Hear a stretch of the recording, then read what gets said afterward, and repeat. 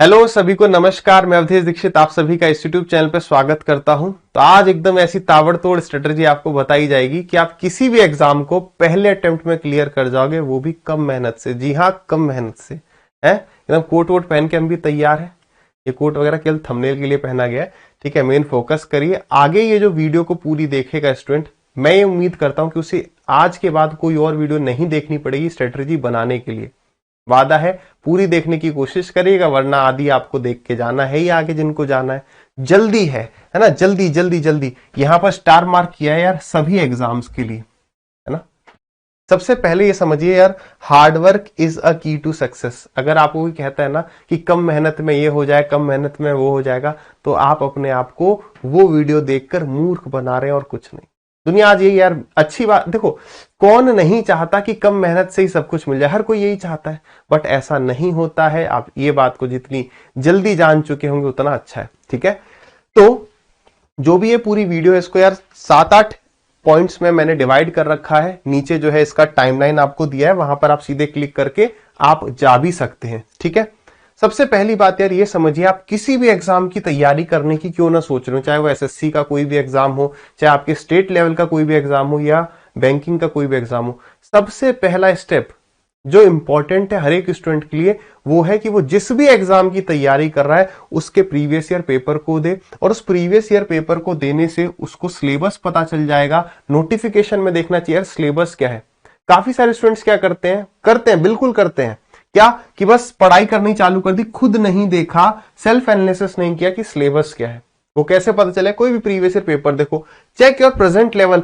आज आप कहां पर खड़े हैं? आज आपके सीजीएल के एग्जाम में 200 में से प्री में 100 आ रहे हैं, 80 आ रहे हैं, 90 आ रहे हैं, कितने आ रहे हैं, कितना इंप्रूवमेंट करना है।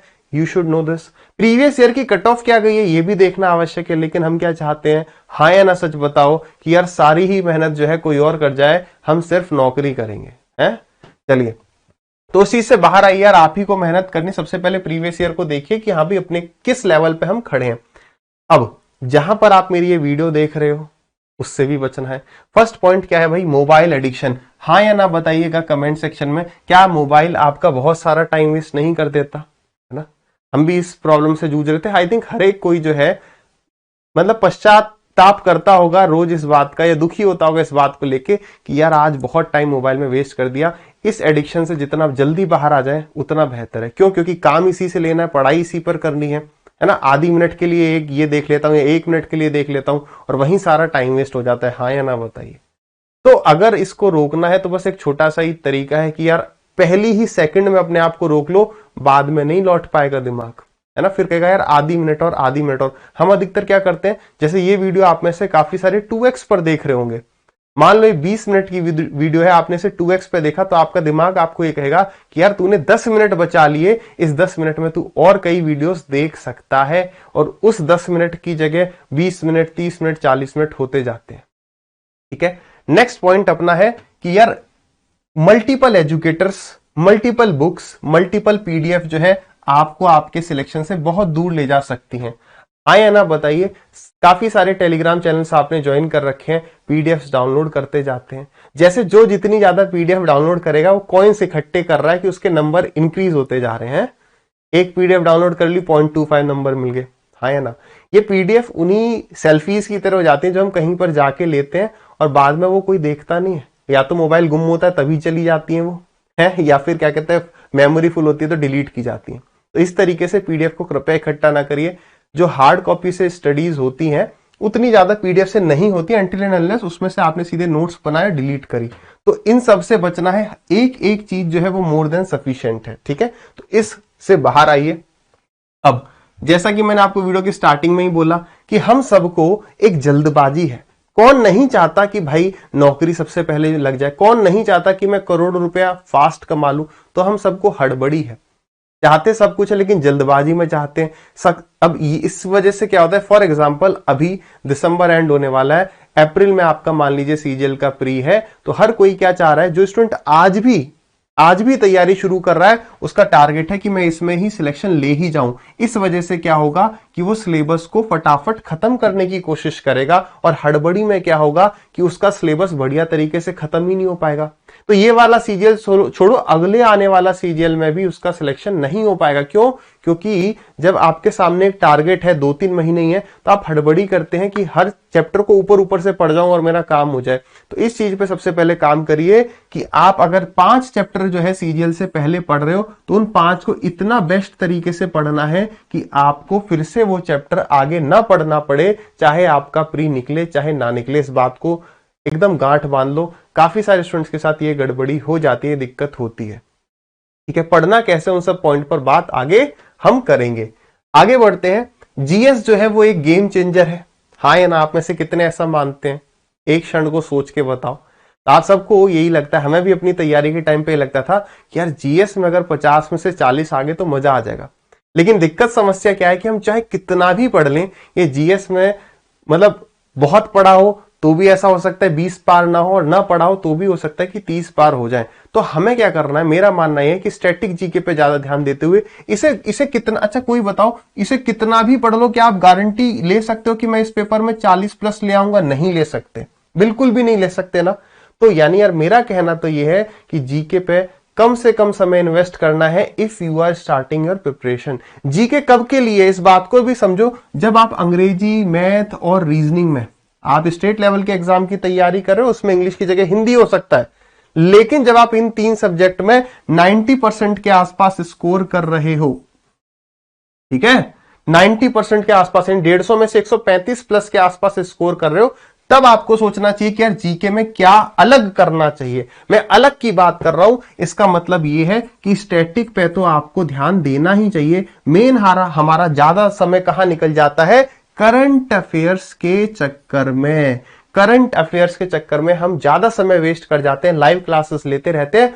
क्यों? क्योंकि दिमाग में लगता है आराम से इस वीडियो को देखते हुए चलना, हड़बड़ी में गड़बड़ी मत करना है कि स्किप कर जाओ कुछ पार्ट को। समझो कि फिर से 10 वीडियो देखने से अच्छा है एक को प्रॉपरली देख लेना। कि यार क्या करो कि जीके को हम स्टैटिक जरूर पढ़ेंगे, लेकिन करंट अफेयर्स पे बहुत समय नहीं देना है।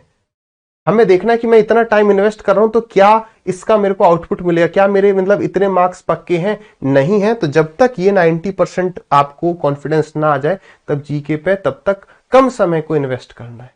Getting my point? ये नहीं होना चाहिए कि मैं डेली इंग्लिश के लिए भी 2 घंटे, मैथ के लिए भी 2 घंटे, रीजनिंग के लिए भी 2 घंटे और जीके के लिए भी 2 घंटे। ये बिल्कुल ही गलत बात है। हैवी वेटेज आपका अंग्रेजी और मैथ्स पे आना चाहिए। मैथ्स अंग्रेजी है, मैथ्स अच्छी है तो अंग्रेजी पे ध्यान देना, अंग्रेजी अच्छी है तो मैथ्स पे ध्यान देना है। ठीक है, आगे बढ़े। चलिए, मॉक टेस्ट। यार मॉक टेस्ट की अगर बात करें तो मॉक टेस्ट में कई सारी बातें हैं। मॉक टेस्ट में मेरे हिसाब से 3 इंपॉर्टेंट बातें हैं। आराम से मेरी बातों को सुनिएगा, समझिएगा और इन पर अमल करिएगा। सबसे पहली बात यह है कि हमें मॉक टेस्ट देने कब चाहिए। What is the right time to give mock test? हाँ या ना बताना। मैं बहुत सारे हाँ या ना सवाल पूछ रहा हूं क्योंकि यार किसी का भी जवाब आप ही को देना है, केवल मेरे बोलने से काम नहीं होगा। मान के चलिए मैं आपकी आवाज सुन पा रहा हूं। हम सब क्या करते हैं, हमने भी तैयारी की, उसी एक्सपीरियंस से काफी सारे स्टूडेंट्स को तैयारी करवाई है। उस एक्सपीरियंस से बता रहा हूं कि 80% छात्र जो है वो घबराते हैं मॉक टेस्ट देने से। मन में यही बात आती है कि यार एक बार बस सिलेबस खत्म हो जाए और फिर मैं मॉक टेस्ट देता हूं। क्यों? क्योंकि दिल के एक कोने में डर लगता है कि यार पता नहीं मार्क्स कितने आएंगे। हाँ है ना? तो भाई देखो, तैयारी जो है वो समुंदर की तरह है कि आपको कभी ये नहीं होगा कि हाँ भाई 100% हमारी तैयारी हो गई। ये चीज कभी मन से नहीं आती है, चाहे आप कितनी भी तैयारी कर लो। हाँ या ना? ठीक है, तो इसलिए मॉक टेस्ट को अवश्य मतलब 1-2 हफ्ते आपको हो गए तैयारी करते हुए, 1-2 हफ्ते हो गए अच्छी तरीके से, तो you should start giving mock test. भले उसका नंबर कम रखो, हफ्ते में 1 मॉक टेस्ट दो। कौन सा देना है उस पर भी बात करेंगे। अब एक बात मुझे बताइए, इंग्लिश, मैथ्स, रीजनिंग या जीएस में, चलो मैथ्स पे फोकस करते हैं। मैथ्स का कोई भी चैप्टर, पहले तो आपको ये पता होना चाहिए कि सिलेबस क्या है। आप मुझे एक चैप्टर का नाम बता दो जो आपने 10वीं तक नहीं पढ़ा है। टाइम एंड डिस्टेंस नहीं पढ़ा क्या? बोट एंड स्ट्रीम उसी के अंदर आ गया। प्रॉफिट लॉस नहीं पढ़ा, परसेंटेज नहीं पढ़ा, रेशियो नहीं पढ़ा, ट्रिग्नोमेट्री नहीं पढ़ा, ज्योमेट्री नहीं पढ़ा। कौन सा ऐसा टॉपिक है जो आपने नहीं पढ़ा? तो टिल 10th जितना अपना सिलेबस है वो सब आपने पढ़ा हुआ है ना?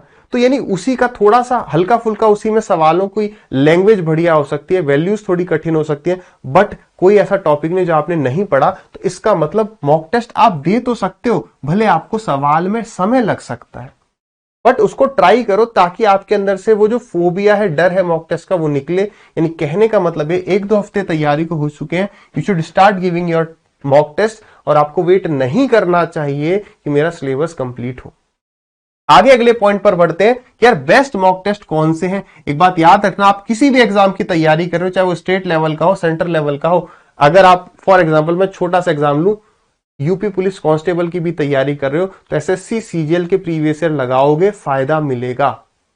आपने कोई भी एग्जाम दिया हो, आप दूसरे एक बार मॉक टेस्ट को उठा के तो देखो। दूसरे मॉक टेस्ट का मतलब हमेशा मेरा रहेगा प्रीवियस ईयर पेपर्स। आप इस एग्जाम की तैयारी करो, आप इसका मॉक टेस्ट या प्रीवियस ईयर उठा के देखो, आप पाओगे कि यार सेम ही है सिलेबस। लेकिन दिक्कत क्या है, हम देखते ही नहीं, कहते हम एकदम सीजीएल में भी, अगर हम एसएससी में भी एमटीएस की तैयारी करते हैं तो कई स्टूडेंट्स तो सीजीएल का पेपर नहीं देखेंगे। क्यों? क्योंकि वो तो पता नहीं कितना हाई लेवल होता है। इस धारणा को बदलने की आवश्यकता है। प्रीवियस ईयर पेपर दूसरे एग्जाम के उठाओगे, you will come to know कि सिलेबस एक ही है। क्लियर है?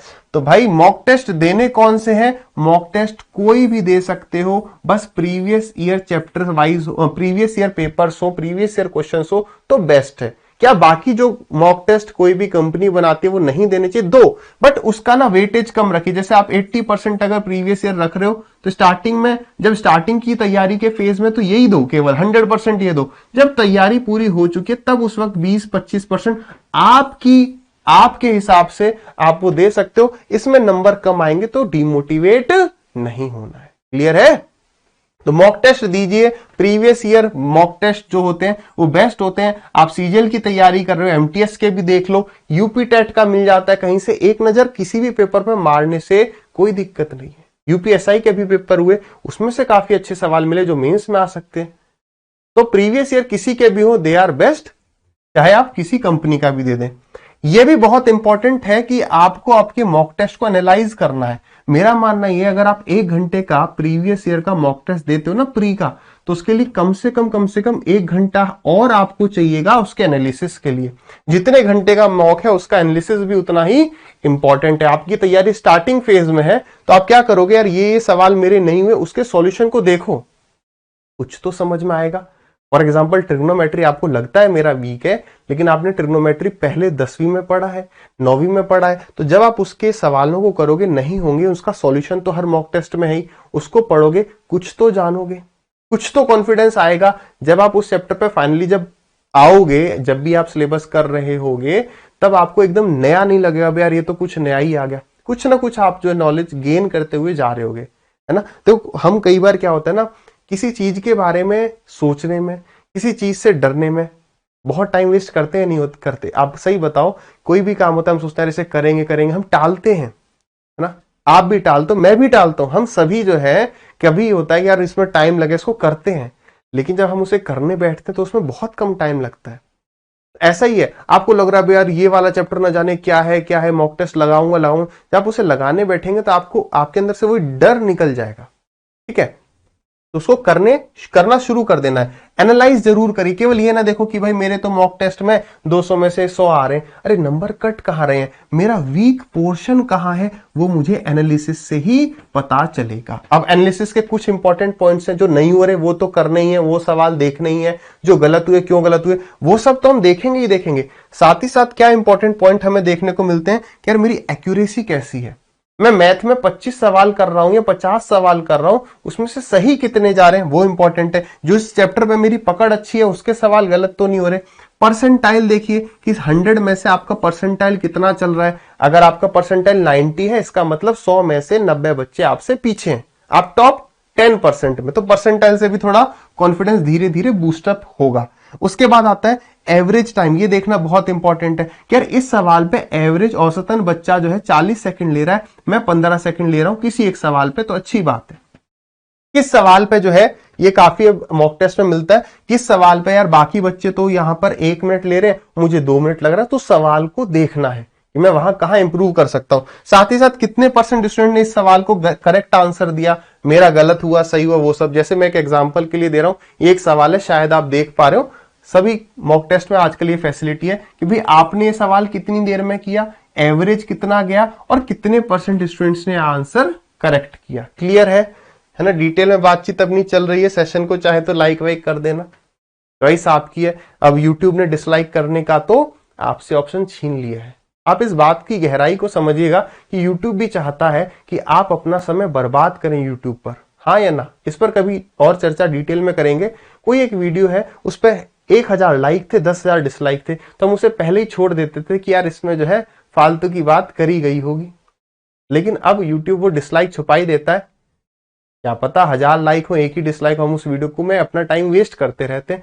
यही आजकल सब चाह रहे हैं, इस पर गौर करिएगा, है ना। आ जाइए, अगर मैं टाइप्स ऑफ स्टूडेंट्स की बात करूं तो उसे आप सब जानते हैं 3 कैटेगरी में डिवाइड किया जा सकता है। पहले ऐसे हैं जिनने सारी अपनी तैयारी कर रखी है, ग्रेजुएशन के फर्स्ट ईयर से तैयारी कर रहे थे, अभिनय देना है, इनकी तैयारी पूरी है, या इनने जो है अभी अभी CGL 2020 का मेंस देंगे और उसके बाद जो है अपना प्री दे रहे होंगे। तो ये कुछ स्टूडेंट्स ऐसे भी हैं। इनको क्या करना चाहिए, इनको अपने जीके पे अभी काम कर सकते हैं। अंग्रेजी मैथ रीजनिंग इनका डन होगा, वीक चैप्टर्स इनको पता होंगे, उस पर काम कर सकते हैं। और एक किताब है अंग्रेजी की जिससे ये सिनोनियम एंटोनियम को स्ट्रॉन्ग कर सकते हैं। इस बुक का नाम है वर्ड पावर मेड इजी, उसे हम आगे देख रहे होंगे। जिन बच्चों को 3 से 4 महीने हो गए तो उनको पता है, उनको वो अवेयर है कि हाँ भाई तैयारी के सही डायरेक्शन क्या है, इस तरीके से थोड़ा कर लें। कईयों को 3-4 महीने में भी नहीं पता चलता है।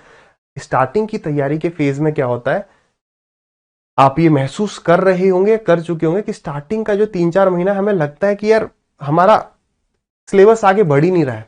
हम कंफ्यूज रहते हैं कि शुरुआत करें कहां से। 4 किताबें उठा लेते हैं, ये किसी ने बता दी, ये किसी ने बता दी, ये किसी ने। याद रखिएगा एक बात, ब्रूस ली ने भी कहा है कि आई fear from a person who has practised, या पूरी स्टार्टिंग शायद ऐसे है अगर मैं सही हूं तो, I don't fear from a person who knows 100 kicks but I fear from a person who has practised 1 kick 100 times. समझ ही गए होगे। तो 10 किताबें करने, 100 तो नहीं कर रहे, 10 किताबें करने से कहीं बेहतर है एक किताब को 10 बार करना। 10 बार का मतलब जो इंपॉर्टेंट सवाल होते गए उनको हम बार बार करते गए। ठीक है, तो 10 सवाल 10 किताबें उठा लोगे, कोई भी पूरी नहीं कर पाओगे, और 90% चीजें सब किताबों में सेम ही है। ठीक है, चलिए, तो जिनको 3 से 4 महीने हो चुके हैं वो अपने टफ टाइम से बाहर आ गए, उन्हें सिलेबस थोड़ा बहुत खत्म हो चुका होगा, तो आप मॉक्स रेगुलरली देते रहो। जिन चैप्टर्स का हाई वेटेज है ये आपको देखना जरूरी है। जब तक मैं तो बता दूंगा हाँ भाई प्रॉफिट लॉस जरूर कर लो, परसेंटेज रेशियो मिक्सचर देख लो, और एडवांस के सारे टॉपिक्स देख लो, इसी से आपका 25 में से आपके, और डीआई देख लो, 25 में से आपके 18 सवाल हो जाएंगे। लेकिन आपको विश्वास ज्यादा कब होगा, जब आप एक बार खुद देखोगे। तो खुद जरूर उस चीज को देखो कि हाई वेटेज चैप्टर कौन से हैं। आधा 1 घंटा लगेगा बट ज्यादा आपको विश्वास रहेगा। अब जो फ्रेशर्स हैं, आपको अपनी सारी एनर्जी लगानी है कि यार किसी भी तरीके से अपना प्री क्लियर हो। देखो अगर आप बिल्कुल एनर्जी नहीं लगाओगे प्री क्लियर नहीं होगा। लेकिन ये सोचो अगर आपकी एज हो चुकी है, अगर आप प्री क्लियर कर देते हो, उस बात को भी दिमाग से निकालो कि सिलेक्शन होगा नहीं होगा, बट मेंस देना अपने आप में एक एक्सपीरियंस होता है। ठीक है, मेंस देना अपने आप में एक एक्सपीरियंस होता है। हर कोई कहेगा सर मेरी तैयारी नहीं है, मैं एग्जाम देने नहीं जाऊंगा। गधे हो फिर। भाई experience comes from bad experiences, समझ रहे हो। नहीं होगा तो कोई बैड एक्सपीरियंस आएगा और वहीं से एक्सपीरियंस मिलेगा। तो यार किसी को भी छोड़ना नहीं है, किसी चीज को कोशिश करिए कि हम प्री क्लियर करें। अभी हम सोच रहे थे प्री भी क्लियर नहीं होगा, क्यों ना मेंस तक जाए, क्या पता डीवी तक जाए, क्या पता कोई एक पोस्ट ले जाए, है ना। इसलिए छोड़ना इज नॉट द ऑप्शन। छोड़ना तो सबसे आसान काम है, अरे रहने दो छोड़ो, है ना, वो सबसे आसान काम है। जिगर लगता है मेहनत करने में, तो उसको करिए। तो आपको करना क्या, डेफिनेटली आप प्री निकाल सकते हो। मैं बात कर रहा हूं प्री को बॉर्डर लाइन तक जरूर आ सकते हो, लेकिन उसके लिए क्या है, मॉक्स आपको जल्दी से जल्दी इस पर 1-2 हफ्ते के बाद आ जाना है। हाई वेटेज चैप्टर्स को पकड़ना है, जीके पे कम समय दोगे। आप डेफिनेटली अगर एक एवरेज स्टूडेंट हो तो आप प्री निकाल सकते हो and you can get an opportunity to give mains. ठीक है, लेकिन करना क्या नहीं है कि हर चैप्टर को मैं टच कर जाऊं, सिलेबस को ऊपर ऊपर से पढ़ जाऊं, उससे प्री 100% नहीं निकलेगा और आपका ये जो 3-4 महीने का समय बिल्कुल वेस्ट हो जाएगा। आपको करना क्या चाहिए कि जितने चैप्टर्स पढ़े हुए एकदम बढ़िया तरीके से, बाकी टाइम पर मॉक टेस्ट दोगे तो जो चैप्टर नहीं भी पढ़े वो भी आपके थोड़े थोड़े बनते जाएंगे। क्लियर है। चलिए अब बात कर लेते हैं बुक्स कौन कौन सी रेफर करनी चाहिए। देखिए अंग्रेजी के लिए फिर मैं वही कहूंगा कि कम किताबें रखिएगा, ज्यादा रखने से बेटर है एक एक कोई भी आप ले लो। इंग्लिश के लिए कोई भी एक एजुकेटर को आप फॉलो कर रहे होंगे, चाहे यूट्यूब पर, चाहे टेलीग्राम पर, चाहे उनका कोई paid course, that is completely your choice. Neetu madam की जो है किताब है ग्रामर के लिए, वो केवल एक पार्ट 1 लेना, भले वोकैब की मत लीजिए। एमबी पब्लिकेशन आती है जिसमें प्रीवियस ईयर क्वेश्चंस होते हैं, एरर कम होते हैं। किरण की किताब में थोड़े एरर ज्यादा हो जाते हैं। मिरर ऑफ कॉमन एरर्स, इसकी जो थ्योरी वाला पार्ट है एकदम माशाल्लाह है, बहुत बहुत प्यारा है। काफी टॉपर्स इसे फॉलो करते हैं, हमने भी फॉलो करी थी। तो इसका थ्योरी प्लस जो इसके एग्जाम्पल्स हैं वो बहुत बढ़िया है। भले आप इसके जो पीछे एंड में प्रैक्टिस दिए हुए हैं उसको भले मत पढ़िए, बट इसकी थ्योरी को आप एक दो बार पढ़ सकते हैं इसके साथ में, ठीक है। तो ये दोनों मस्ट हैव बुक्स हैं, ये मस्ट हैव है। अब वोकैब के लिए आप चाहे तो ब्लैक बुक ले सकते हैं या word power made easy by Dilip Kushwaha ले सकते हैं, कोई भी ले लो, choice is your. 90-95% word same मिलेंगे। स्टार्टिंग के, मैं कह रहा हूं स्टार्टिंग के जो 4-5 दिन होते हैं वो मुश्किल होते हैं। कैसे याद करें वोकैब? रटना ही पड़ेगा। स्टार्टिंग के 2-3 पेज में तकलीफ होगी, उसके बाद जो है वो आदत हो जाएगी, मतलब मजा आने लगेगा आपको। कुछ ना कुछ जो स्टार्टिंग के 3-4 पेज है उससे कनेक्शन बनने लगेगा। तो स्टार्टिंग के वो कहते हैं ना, किसी भी जर्नी का जो पहला जो स्टेप है किसी भी नई चीज को करने का, वो पहला स्टेप ही मुश्किल होता है, वो उठा लोगे तो काम बन जाएगा। ये उन स्टूडेंट्स के लिए है जो मैंने बात की, जो फ्रेशर्स नहीं है, मतलब जिनको जो मेंस दे चुके हैं, वो इस पर काम कर सकते हैं। जैसे एसपी बख्शी है, तो इसमें जो प्रैक्टिस के लिए जो चीजें हैं वो थोड़ी सी हाई लेवल है, तो इससे प्रैक्टिस कर सकते हो। लेकिन एक बात याद रखना, ऐसा नहीं है कि ये वाला स्टूडेंट इसको टक्कर नहीं दे सकता। आप एसपी बख्शी करो चाहे मत करो, टक्कर आप दे पाओगे अगर आपने ये चीज अच्छे से करी है। इसे फटाफट करके इसके पीछे नहीं भगना है। ये है कि आपने किताबें पढ़ ली है, टाइम बच रहा है, तो आप इसे उठा सकते हैं। ये वर्ड पावर मेड इजी का आपने नाम खूब सुना होगा, ये नॉर्मन लुइस इसके ऑथर है, राइटर है। किताबें मैं आपको दिखा दूं, ये नीतू मैडम वाली है, ये आपका अजय कुमार सिंह एमबी पब्लिकेशन जो प्रीवियस ईयर के सेट्स है, मिरर ऑफ कॉमन एरर्स, ठीक है, ताकि आपको परचेज करते वक्त मतलब दिक्कत ना हो। एक एक बुक ही उठाइएगा जो जो कही गई है, और पैनिक नहीं होना है, जल्दबाजी नहीं। मॉक टेस्ट लगाओगे, ये चीजें धीरे धीरे रिवाइज होती जाएंगी। इन दोनों में से कोई एक बुक उठा सकते हो, ये दिलीप कुशवाहा वाली है और ये है ब्लैक बुक। और ये बुक आपको तब उठानी, ये तो क्या है धीरे, ये ओनली इंग्लिश में है, ये धीरे धीरे आप इस पर और रिसर्च कर लेना, ये धीरे धीरे होगी, एक दिन में नहीं पी सकते इसको, है ना। 15-20-25 सेशंस है शायद, जितने भी सेशंस है। रूट वर्ड्स इसमें बताए गए अच्छे हैं, लेकिन इसके लिए आपको टाइम देना पड़ेगा, डेली 15-15 मिनट। ये स्लो एंड स्टडी वाली चीज है, ये प्रैक्टिस के लिए अगर आपने बाकी सब कर रखा है तो। आ जाते हैं मैथ्स पर। मैथ्स में किसी भी आप एजुकेटर को फॉलो कर रहे हो, उस पर भरोसा रखो। मैं आपको बता रहा हूं, लोग यूपीएससी बिना किसी के गाइडेंस के निकाल लेते हैं, तो एसएससी चीज ही क्या है। थोड़ा बहुत गाइडेंस लेना है, ले सकते हो, मगर इस बात को समझना, आज की डेट में गाइडेंस बहुत कम दे रहे हैं, लेकिन मिसगाइड बहुत कर रहे हैं कि यार ये वाला कोर्स नहीं लोगे तब तक सिलेक्शन नहीं होगा, हम ये हैं हम वो हैं। उन सब बातों में मत आओ। Practice is the key to success, मैं आपको लिखित रूप में दे रहा हूं। जो बालक 500 सवाल, ठीक है, बोलते बोलते क्या स्पेलिंग कभी कभी गलत हो जाती है, जो बालक 500 सवाल एक चैप्टर के लगाएगा, वो उसने किसी से भी पढ़ रखा हो, वो उसको टक्कर नहीं दे सकता। जिसने प्रैक्टिस नहीं की है वो 500 सवाल लगाने वाले को टक्कर नहीं दे सकता, चाहे 10 टीचर से पढ़ ले, ठीक है। जो टेबल याद नहीं करेगा उसका कुछ नहीं हो सकता। तो आपको किसी भी एजुकेटर से पढ़ लिया, बहुत अच्छी बात है। प्राइस जो है सबके कोर्सेज का बहुत कम है डेफिनेटली, लेकिन किसी एक को फॉलो करिए, वरना क्या हो जाए, खिचड़ी पक जाएगी। और किसी भी मतलब आप चैप्टर को ही, एक ही चैप्टर को 4 बार पढ़ते रह जाओगे, पूरा सिलेबस नहीं कर पाओगे। तो किसी से भी पढ़ लो, सब सेम चीजें हैं। प्रीवियस ईयर चैप्टर वाइज की किताब जरूर लेनी है, जिससे आप कर रहे होंगे प्रैक्टिस में। बात कर रहा हूं चैप्टर वाइज, उससे क्या होगा, एक एक चैप्टर आपका स्ट्रॉन्ग होते जाएगा। वो आप किरण की भी ले सकते हैं, राकेश सर वाली किताब भी ले सकते हैं, that is completely your choice. इसका मैं बताऊं, इसमें एक्स के थ्रू जो है आपको सवाल समझाया जाता है, इसमें अधिकतर जो सवाल है वो रेशियो के थ्रू है। That is the only difference, choice is yours. मैं बात करूं अब, वो बच्चा जिसने मेंस दे दिया इस बार, या जो इस बार 2020 का मेंस देने वाला है, वो उसने सारी किताबें लगभग कर रखी है, तो नए सवालों के साथ जब हम करते हैं तो थोड़ा इंटरेस्ट बना रहता है। ये वाला सवाल तो हमने नहीं किया है, तो उसके लिए आप सीडीएस के सवाल लगा सकते हो, साल में 2 बार इसका पेपर होता है, नेट से डाउनलोड कर सकते हो। बैंक पीओ या बैंक क्लर्क का सवाल लगा सकते हो। महेश मिश्रा की किताब है, अच्छी किताब है, इसमें वही है, मतलब थोड़ी सी अटपटी वैल्यूज दी जाती हैं, जैसी टीसीएस रिसेंटली दे रहा है, ऐसी वैल्यूज इसमें दी है। लेकिन ये केवल और केवल अर्थमेटिक के लिए, पहला पॉइंट ये है। और दूसरी बात, ये केवल, जहां तक मुझे याद है, ये केवल जो है हिंदी में आती है, इसमें आती है, केवल हिंदी में आती है। फिर कुछ बच्चे कहेंगे सर हम क्वांटम गैट ले लें, ये आपकी कंप्लीटली चॉइस है, ये आपके सिलेक्शन को थोड़ा सा मुश्किल में भी डाल सकता है। काफी स्टूडेंट्स को इसने मुश्किल में डाला है, लेकिन इस बात को समझिए, ये सारी चीजें आपको तब करनी है जब आप इन चीजों को अच्छे से कर चुके हो। मतलब जो स्टूडेंट एक बार मेंस दे रखा है, उसके लिए मैं कह रहा हूं ये सब आप उठाना चाहे तो उठा सकते हो।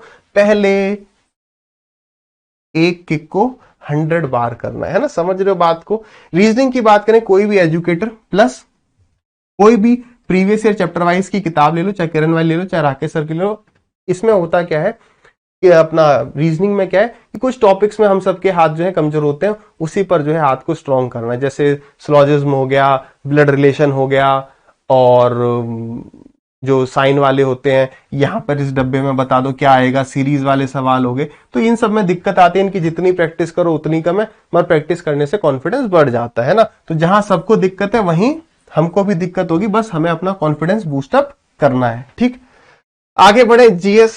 अब भाई जीएस पे फिर वही बात, देखो जीएस पे मैं पर्सनली यही कहूंगा कि यार जीएस बात की बात है जब आपने इंग्लिश मैथ रीजनिंग बहुत अच्छे से स्ट्रॉन्ग कर लिया है। ठीक है, इस बात को समझिए। प्रीवियस ईयर चैप्टर वाइज देखो, स्टैटिक जीके जो होती है, जो कभी बदल नहीं रही, आप पहले उस पर फोकस करो, अगर आपको समय देना उस पर करो। ठीक है, अब देखो जीएस वाले एजुकेटर्स बहुत अच्छा कर रहे हैं, बट अगर वो मेनली काफी स्टेट पीसीएस के एग्जाम हुए, आईएएस पीसीएस के एग्जाम हो जाए, उसमें डेफिनेटली काम उनका ही है। मैथ इंग्लिश की उसमें ज्यादा जरूरत नहीं है क्लियरली, लेकिन अगर एसएससी की बात करें तो उसमें जीके का एजुकेटर की उसमें ज्यादा जरूरत नहीं पड़ती है। ठीक है, ठीक, कोई जीके वाला एजुकेटर को भड़काएगा नहीं है, वो गुस्सा भी नहीं होंगे। तो स्टैटिक वाला जो पार्ट है वो इसी से हो जाता है। ठीक, ये हम करेंगे। और अगर मैं बात करूं, अफेयर्स क्लाउड करके है, कोई इसका मैं आपको लिंक वगैरह नहीं दे रहा, ये काफी सारे स्टूडेंट से मेरी जो बात हुई है, या मेरी सिस्टर भी तैयारी करी तो उसको अच्छा लगा, इसलिए मैं बता रहा हूं। ये आपका महीने का इसका करंट अफेयर्स का होता है, ये आप देख सकते हो, पहले इस्तेमाल करो कहीं भी, फिर विश्वास करना कहीं भी। ठीक है, तो ये जो है करंट अफेयर्स के लिए अच्छा बताया, काफी सारे स्टूडेंट्स का फीडबैक रहा, उसके बाद कह रहा हूं, कोई इसका कोई प्रमोशन कुछ नहीं है। ठीक है, आपके लिए बता रहा हूं। और क्योंकि यहां पर जो है आप लाइव क्लास में जैसे रोज का करंट अफेयर करोगे, रोज 15 मिनट दोगे, महीने का कितना हो गया करंट अफेयर्स, किसी का भी आप ले लो, किसी का भी, मतलब मैं कह रहा हूं किसी का भी, बट वो मंथली हो जाए तो बढ़िया है।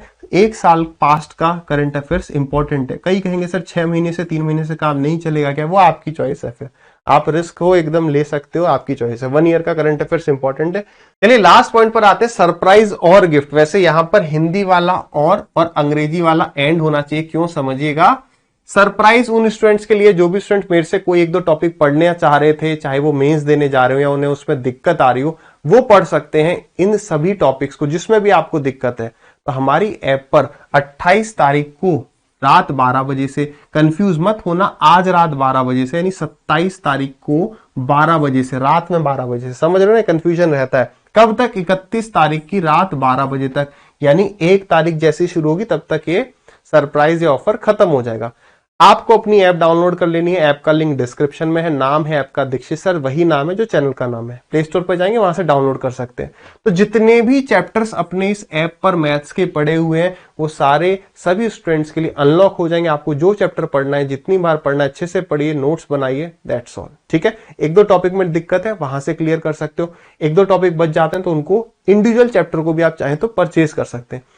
और आगे अगर समझे, जो स्टूडेंट पूरा ही कोर्स पढ़ना चाह रहा है, यहां पर एक बात को समझना, ठीक है, पैसा सब कमाना चाहते हैं, बट थोड़ा बहुत हम संतुष्ट भी हैं कि यार जो स्टूडेंट कहीं पर भी अगर पढ़ा हुआ है, बात को समझना, किसी भी एजुकेटर से आपने पढ़ा है और आपके 80 से 90% सवाल हो रहे हैं, तो प्लीज इस कोर्स को, क्या किसी कोर्स को आपको लेने की जरूरत नहीं है।